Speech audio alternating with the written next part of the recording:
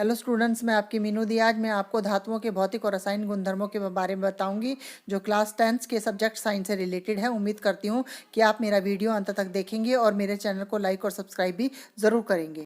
जैसा कि आप सभी जानते हैं कि हमारे वातावरण में हमारे आसपास बहुत सारे तत्व पाए जाते हैं। तत्वों को उनके गुण धर्मों के आधार पर हम वर्गीकृत करते हैं।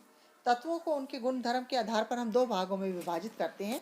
नंबर 1 धातु, नंबर 2 अधातु। धातुओं के कुछ उदाहरण जैसे कि हैं आयरन, एल्युमिनियम, चांदी, कॉपर हैं। और अधातु में ज़्यादातर गैसें आती हैं जैसे हाइड्रोजन, नाइट्रोजन, सल्फर, ऑक्सीजन आदि। तो हमने तत्वों को उनके गुण धर्मों के आधार पर कितने वर्गों में बांटा? 2 वर्गों में। कौन कौन से? धातु और अधातु। अब मैं आपको बताऊंगी भौतिक गुणधर्म। धातुओं के भौतिक गुणधर्म का मतलब क्या होता है? जैसे धातुओं और अधातुओं के भौतिक गुणधर्म जैसे वो ऊपर से जो दिखाई देते हैं, तो उसके आधार पर बताऊंगी धातुओं के भौतिक गुणधर्म।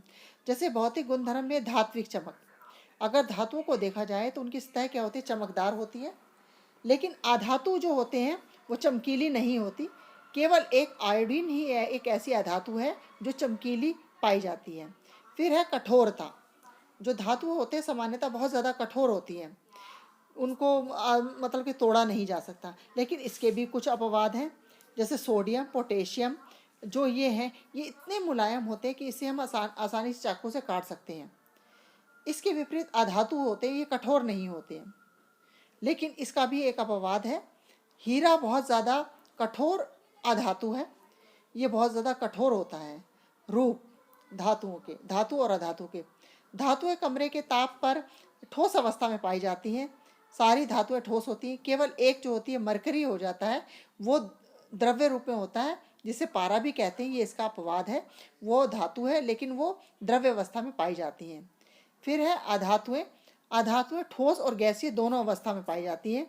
लेकिन एक होता है, इसका भी अपवाद अधातु ब्रोमीन होती है, जो किस अवस्था में पाई जाती है? वो हमें तरल अवस्था में पाई जाती है। किस अवस्था में पाई जाती है? तरल अवस्था में पाई जाती है।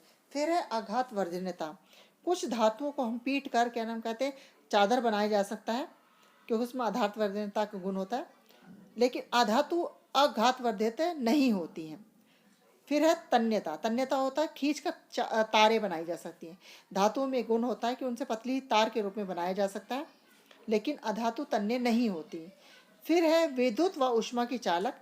धातुएं सामान्यतः विद्युत और ऊष्मा की चालक होती हैं, लेकिन एक इसका अपवाद है, शीशा एवं मरकरी जो होती हैं, ना तो वो ऊष्मा की, विद्युत और ऊष्मा की चालक नहीं होती हैं। फिर इसके बाद है अधातु। अधातु भी विद्युत और ऊष्मा की कुचालक होती है। इसका उपवाद क्या? ग्रेफाइट।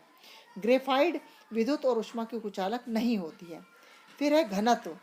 सामान्यतः अधिक घनत्व व उच्च गलनांक होता है धातुओं का, लेकिन सोडियम और पोटेशियम का नहीं होता है। ये इसके अपवाद हैं।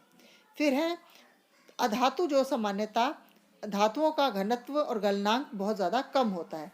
ध्वनिक। ध्वनिक होता है साउंड प्रोड्यूस करना। धातुओं की सतह कठोर होती है, उनको अगर कुछ भी चीज़ से हम मारें तो वो आवाज़ उत्पन्न करती हैं, तो उसको कहते हैं ध्वनिक। लेकिन अधातुओं में ऐसा गुण नहीं होता है, अधातुएं ध्वनिक नहीं होती हैं। तो ये था धातुओं के भौतिक गुणधर्म, जो हमें ऊपरी तौर पे जो दिखाई देती है, उसके आधार पर हम धातुओं और अधातुओं को वर्गीकृत किए जाते हैं। अब मैं आपको बताऊंगी कि धातुओं के रासायनिक गुणधर्म। क्या बताऊंगी? धातुओं के रासायनिक गुणधर्म। धातुओं के रासायनिक गुणधर्म में क्या है? धातुएं जब वायु के साथ अभिक्रिया करती हैं तो धातु ऑक्साइड के साथ साथ अभिक्रिया करें, धातु ऑक्साइड बनाती हैं। जैसे धातु ऑक्सीजन के साथ अभिक्रिया करेंगी, क्या बनाएंगी? धातु ऑक्साइड। जैसे हमारा पहला है 2Cu प्लस O2, तो क्या बना? 2Cu। सेकंड है 4Al प्लस 3O2, तो क्या बना? 2Al2O3। धातुएं ऑक्सीजन के साथ अलग अलग तरीके से अभिक्रिया करती है। जैसे Na और K वायु में आकस्मिक आग पकड़ लेती है। जैसे सोडियम और पोटेशियम को बहुत ज़्यादा आग पकड़ लेती है, इसलिए उन्हें किस में रखा जाता है? कैरोसिन में, तेल में डुबो कर रखा जाता है, ताकि वो आसानी से ऑक्सीजन के संपर्क में आके आग ना पकड़ सके।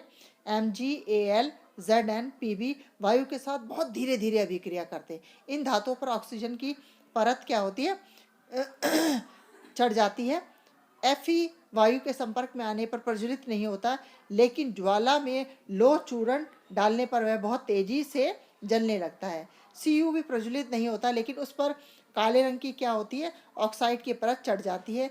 Ag यानी चांदी और Au यानी सोना ऑक्सीजन के साथ अभिक्रिया नहीं करते, वे कम संक्षारित धातुएं हैं, इसीलिए उनके क्या बनाए जाते हैं, हमारे जेवर बनाए जाते हैं। ज़्यादातर आपने देखा होगा महिलाएं चांदी और सोने के जेवर पहनती हैं तो उनकी चमक बरकरार रहती है, बहुत कम उन पर संक्षारित होते क्योंकि वो ऑक्सीजन के साथ जल्दी से अभिक्रिया नहीं करते और प्रकृति में स्वतंत्र रूप से पाए जाते हैं। इसके बाद मैं आपको बताऊंगी जल के साथ अभिक्रिया।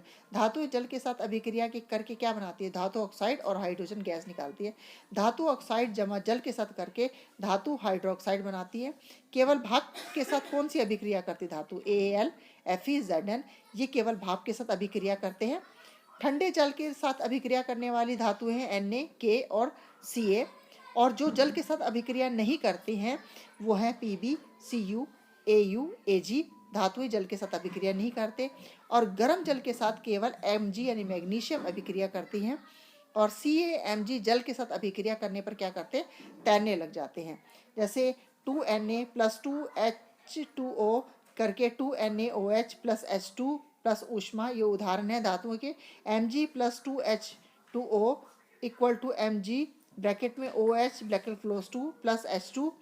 2 थर्ड है हमारा 2Al + 3H2O = Al2O3 + 3H2O।